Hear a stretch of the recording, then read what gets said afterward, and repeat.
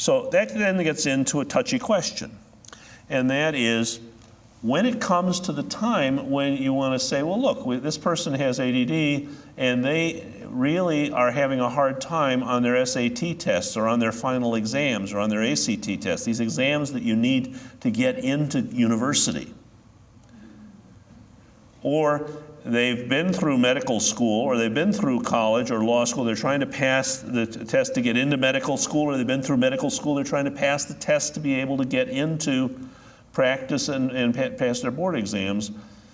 The problem we've got in the states at this point is that the laws say they have to be impaired compared to the average person. And what that means is we often have trouble getting them extended time that they need in order to have a fair chance to pass the tests because of the fact that their abilities are so high. And what you end up with then is a lot of people who are really bright give up on school. This is a fellow who's 26, really live wire, very bright guy, who came in and was talking about what happened to him in college or in university. This is, keep in mind, this is U.S. talk. College and university are interchangeable terms there. They're not always the same in terms of I realize in Canada or Europe. But this is a fellow who is an extremely talented guy. When he first came in, he had, on the SAT scores, he had perfect scores on the SAT. 800 for reading and 800 for math. This was before they added the writing to it. Yet his grades in his IQ was in the very superior range, which means he was a 130 or 135, I think, and that puts him in the top 3%. This is not just the top 9%, this is the top 3. This is Mensa quality. And his grades in college, for the first 3 years he was in, this was a very top-notch university, his grades, when I looked at his transcript, they were almost all either A or F. What does that tell you? He explains this. And he said, it all depends on whether or not I was interested in the course. That professors in a lot of different subjects would read my papers and say, this is brilliant. Why don't you major in my subject area? And yet the fact is he was getting Fs in a lot of other courses. He was kind of hyper, but he was also very creative. He played 4 different musical instruments, and he also was a photographer and had won awards for the photographs he'd taken. Very quick, very witty, but also very impulsive, very hyper, and very restless, both in terms of how he thought and how he acted.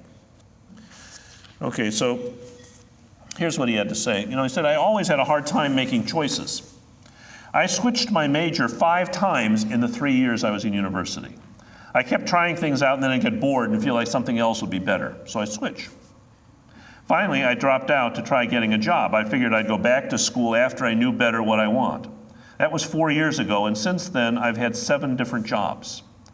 All of them seemed okay for a while. I came in on time and worked hard to learn the job and do it right. Then I always started getting bored and coming in late and slacking off, and sometimes I'd get in trouble for being too mouthy with the boss. Once I got fired for that. The rest of the jobs I just left because I had an idea of something else that might be better. I do the same thing with everything. When I'm watching TV, I have to hold the remote because I always have to keep changing the channels to see what else is going on. Same thing with girlfriends. For a while I like this one, and then I see somebody else who looks better, so I drop the first one, hook up with the other one for a while, and then somebody else comes along. Recently, though, I've been remembering something one of my professors said. He said, as we grow up, life has to be a succession of amputations of possibilities. Think about those words. A succession of amputations of possibilities. He said, I always like to keep all my possibilities open, but I don't know where I'm going to end up when I'm 40 if I keep doing this. So what you can see, this omnipotentiality, this feeling of, I can do anything. One of the problems with many people who are very bright is that they and the people around them have been talking for a long time about how the phrase is, you can do anything you really want to. And the problem is that they keep thinking often that they're going to be able to get something which is really going to be steadily interesting to them. and that if that doesn't work, they'll try something else. But think about the change of major. When you change majors in a university, you change requirements. And you may be able to do that once or twice, but if you keep hopping around the way he was, you're going to add to the amount of time you need to be able to finish the courses, and pretty soon you're going to get to a point where you don't feel much like doing what you've got to do. You know, the issue that he was facing was that there were a lot of things that were kind of boring, and there was always something else that looked better to him. And he was having enormous difficulty in being able to do the one who was running cross country rather than sprints. Remember the example I used this morning of the runner who said, my mind's a great sprinter but a lousy distance runner. That if the task is something where you can do it all in just one steady spurt and you're done with it, it's one quick chunk, I'm fine. But if not, much more difficult. You know, and so what we're beginning to look at then is the issue of motivation. Having high IQ does not guarantee a high level of motivation for academic tasks. And one of the things we know about people with ADHD is that they tend to have more difficulty in working for delayed rewards. You know, there was a series of studies that began over 20 years ago where they took little kids, like 4-year-old kids, and they bring them into a room with an experimenter. And the experimenter would sit down at a little table. And he would say to them, I have here a marshmallow, or in some cases it was a candy, some other kind of candy, and I'm going to be able to give this to you in just a minute, but I have to leave the room to go take care of something, and I'll be back in just a few minutes. But you see, there's this other marshmallow here, and if you can wait on eating that first marshmallow until I get back, then you can have both of them.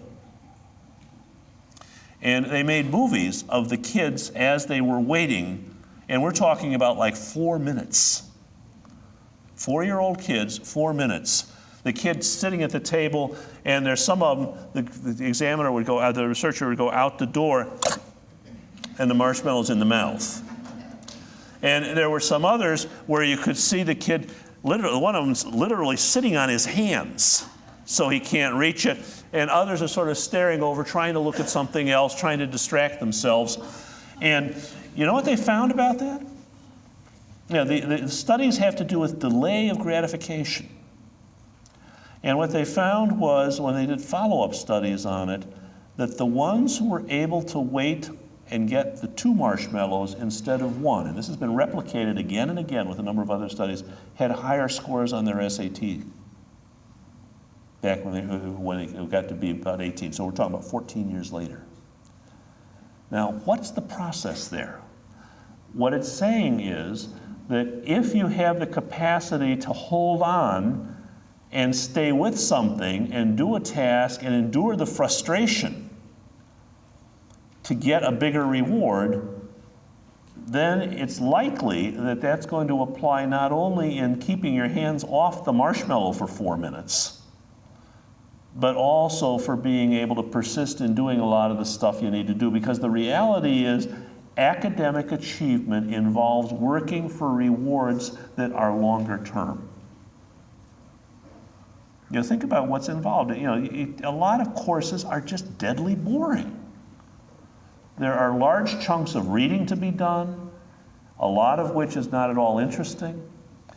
There's a lot of competition between courses where professors as a rule assign way more reading than any human being is going to be able to do in the amount of time that you have allocated for it. And so being able to keep in mind the longer term reward, the need to be able to getting a report done when there's a lot of interesting stuff going on tonight, and I'd rather go out with these friends of mine or sit around talking even about very intellectual things, rather than have to do this tonight. And so the problem that you get into with, particularly with high IQ students, is this. They expect a lot from themselves, and everybody else expects a lot from them too, parents, teachers, and so forth.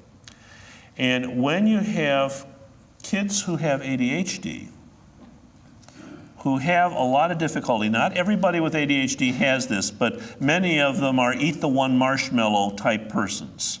In fact, there are a couple of studies that have been published saying you have a markedly higher rate of ADHD eventually in the ones who eat one marshmallow rather than waiting for two. You know, that issue of holding on and waiting, the impulsivity gets in the way, and the immediacy of the gratification of it.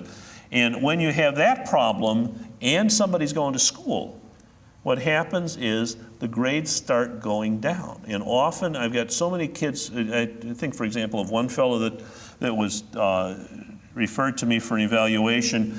It was the middle of his senior year of high school.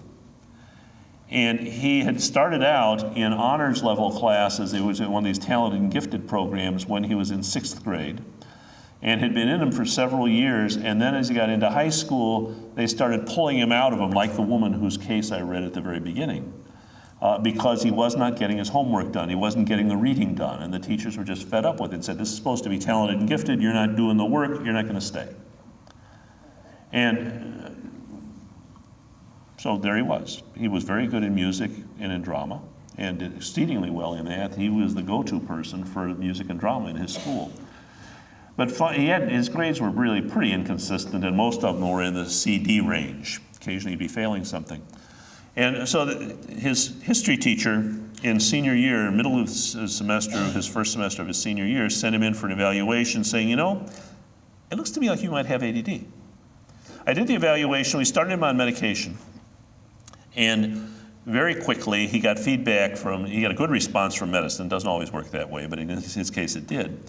And we got a good report from several of the teachers saying, I don't know what you've done, but your work is looking a lot better. You're much better about getting your reading done for class. Your participation in class discussion is better. You're getting your homework done, and your test scores have been going up. And so that continued. And so around this time of year, in mid-March, early April, which is when the envelopes come for colleges and universities you've applied to tell you, did you get in or didn't you? He came for a follow-up appointment with me. And he said, you know, I really feel grateful for the fact that I got this medicine and I'm now functioning so much better. But I'll tell you something, it's really frustrating right now, because I still hang out with the same kids that I was in the talented and gifted program with back in 6th, 7th, 8th, 9th, and 10th grade. We have the same sense of humor, we have the same jokes, we enjoy doing the same things. I'm just as smart as they do. But now I've applied to colleges, and I can't even get into some of the second-tier universities that they've applied to. I'm having to go to lower-level courses, lower-level universities, because my transcript is so poor. And he said, you know, I'm feeling grateful for what this medicine does for me, but it really pisses me off that I did not have this when I was in 6th or 7th grade, because I can't now go back and change my transcript. And it makes me wonder, if I'd had this medicine and been able to function better back then, how different would my life be? You know, and the point here is you don't want to wait a long time.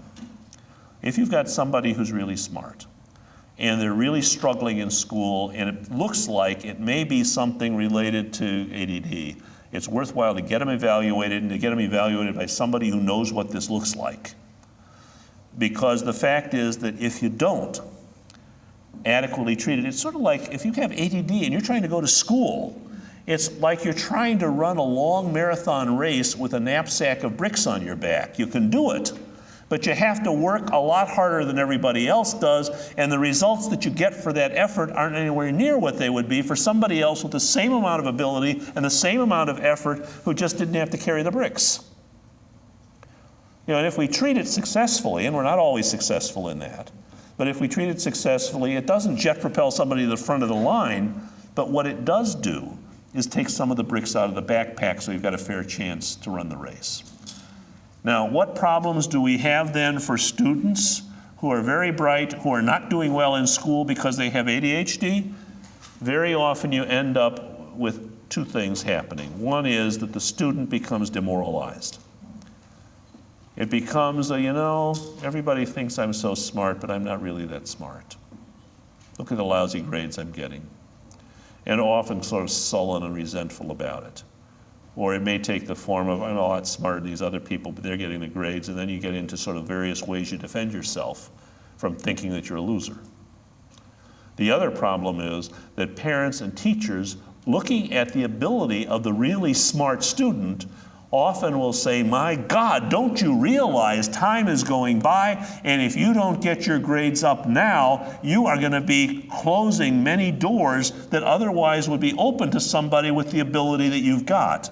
And so what happens then is the teachers and the parents get on the kid's back, pushing the kid, so that he or she then is feeling constant pressure to do better work, get more productivity in, get the papers in, write better papers, get them in on time, get the homework in on time, and you end up then with a lot of headbutting, where the struggle that goes on inside the student, because, like all the rest of us, you end up with these sort of little arguments inside yourself saying, well, I've got this stuff I should be doing tonight, but I'm tired. On top of that, I want to go see my friend, or there's something on TV I want to see, or I'd rather read this book or this magazine article. And so you've got this one voice inside you saying, do the damn thing. It's important to get it done. And another voice that says, oh, it's not that important. Let's just let it go for now, mañana. And so we usually fight those battles within ourselves. But if you're dealing with a student, particularly an adolescent student who's in the middle of a struggle of trying to begin to feel more independent for themselves anyhow, and you've got parents and teachers breathing down their necks, continually saying, get your homework done, is this done, is this done, is this done, is this done, often what you then get is this. Just flip them the bird. Because what was a battle between me and me now becomes a battle between me and you. And you're the one who becomes the spokesperson who's saying, do it. And then I'm the one who says, it doesn't have to be done today. And so the battle turns outside. And so as a result, you end up with this sort of thing where, like this 12th grade student I was talking about before, and often they give up on themselves. And they have a lot of difficulties. So I'll be glad to talk further with you about this. Now, I'm not talking at this point, I will be talking this afternoon later about the way in which issues about learning problems enter into this, and way in which things like anxiety problems enter in, and so forth. But the point here is that these developmental impairments of executive function are a separate thing from how smart you are.